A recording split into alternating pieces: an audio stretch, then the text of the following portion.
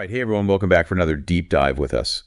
Today, we're looking at a piece that's been making some noise online. It's called The AI-Driven Enterprise, Building an Organizational Hierarchy Where Machines Lead and Humans Thrive. Oh, yeah. I saw that one making the rounds, too. Yeah, and it's by Srinidhi Ranganathan. He's the digital marketing legend. Yeah. Sometimes called the human AI. I like that. Yeah, for his insights into the future of tech, I've always been impressed by his ability to really kind of see where things are going. Oh, absolutely. And this article, it's no exception. Definitely not, no. So the title alone, AI leading, that might make some people a little nervous. Yeah, a little hesitant, maybe. Yeah, hesitant, yeah. But as we dig in, it becomes clear that Ranganathan, he's not talking about some robot takeover, right? Yeah. It's a much more nuanced and I'd say exciting shift in how we work. Definitely more nuanced. Yeah. And I think right from the start, you can just tell that he is like so optimistic, right? He understands AI, he understands humans, and he really sees how they can work together, not against each other. Oh, I love that you picked up on that. Yeah. That's exactly it. It's not fear-mongering. It's about leveraging the best of both, both worlds. Totally. So let's jump into the specifics. Ranganathan outlines four key leadership roles for AI within a company. It starts off with some familiar titles: CDO, COO, CIO. These already exist, of course. But Ranganathan's arguing that AI could actually execute these roles in a way that's like unimaginably efficient, purely based on data and insights, It's really interesting to think about, like a COO that can analyze every single process. No biases, no preconceived notions, just pure data driving the decisions. Exactly. Or a CIO that can like predict emerging tech trends years in advance. Oh, yeah, that would be incredible. Yeah, it's like next level stuff. But then, Satya, He throws in a curveball. A chief customer officer, an AI CCO. That one really got me thinking, yeah, an AI CCO. I mean, when you think about it, AI could have access to every customer interaction, every feedback, every every purchase, every little thing. It could truly personalize every experience.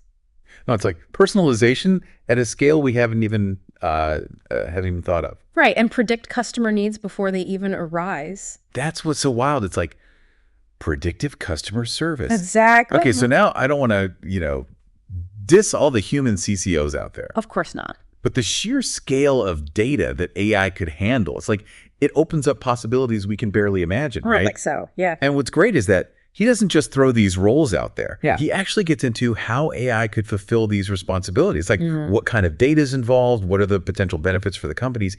He really makes a case for this AI-led leadership structure. Well, he definitely does, yeah. And you know what else is great? He actually addresses some of the concerns people might have head on. Oh, like, are these AI leaders just going to be making arbitrary decisions? Oh, right. But he explains that it's all based on clear, measurable data. Oh, so it's transparent. Yeah. And maybe even more accountable than traditional human leadership. Exactly. That's a great point. It's like the data itself becomes the authority. Yeah.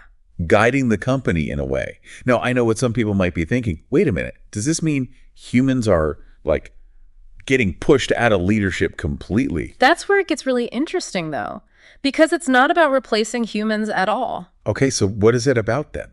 It's about freeing them up to do what they do best. All right, and what would that be? Creativity, Yeah. emotional intelligence, building those relationships, the things that AI, at least for now, really struggles with. Oh, so he's saying like humans excel at the things AI can't do. Exactly. Okay, so paint me a picture here. All right, so imagine a workplace where humans are no longer bogged down with those repetitive tasks, data analysis, that sort of thing. Right. They're free to focus on innovation, strategy, building those all-important human connections. It's funny. Usually we hear about AI taking over jobs. Right.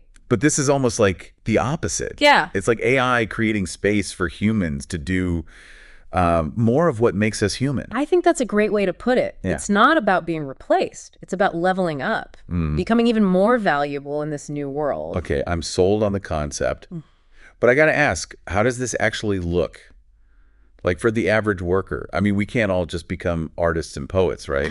Right. Well, he does talk about the need for upskilling, continuous learning. Makes sense. Like learning to work with AI tools, understanding the data they generate. So it's more about collaboration than competition. Exactly. Humans and AI working together Each playing to their strengths. to achieve something bigger than either could on their own. He actually uses the term coevolution. Oh, wow. I like it. Yeah, to describe this process of humans and AI growing and adapting together. Not one dominating the other. Right, exactly. More like a shared journey. A partnership. I got to say, the more we dive into this, the more optimistic I feel about the future. I mean, Me too. it's not that, dystopian AI takeover we see everywhere. Yeah. It's a lot more nuanced. A lot more, Hopeful. I think so too, yeah. But I do have one question. How does communication work in this kind of setup? Like if AI is making decisions, how do we make sure human input is still valued? Oh, he spends a lot of time on that. Oh, good. It's actually one of the most practical parts of the article. Okay, so what does he say? He talks about clear communication channels between the AI and humans. Okay. Dashboards that give you real-time insights into the decision-making process. So it's not like a black box, No, not at all. or the AI is just doing its own thing. He also talks about feedback loops. Yeah. Where humans can actually, provide input, shape the AI's learning. So we can actually influence it. Yeah, and there's this idea of collaborative platforms. So humans and AI can actually interact directly. Exactly. Okay, that makes me feel a lot better. And he even talks about trust. Humans need to trust the AI. Right, of course. How could we forget trust? And that trust comes from transparency, accountability, understanding how the AI actually works. That's a good point. Now, all this talk about AI learning and evolving, Yeah. it makes me wonder, does the learning go both ways? Can the AI learn from us too? Oh, absolutely. That's a great question. And he's very clear about that. Two-way learning process. Yeah. AI needs to learn from our feedback, adapt based on, human insights and experience. So it's not just a static system. No, it's constantly evolving. A true partnership, That's the idea. for an article that's talking about some pretty big changes. Yeah. It's surprisingly reassuring. Right. Like, there's a real sense of hope, I definitely felt that too. optimism, Yeah, it's refreshing. It's not just fear-mongering. Totally. It's really thoughtful. And inspiring, I'd say. Yeah, very It's like he's not just predicting the future. He's inviting us to help create it. Yeah, I like that. Now, we've covered a lot, but I feel like we've only scratched the surface. There's so much more in this article. It's dense, but not overwhelming, Right, yeah. I think he's a really clear writer. Oh, he really is.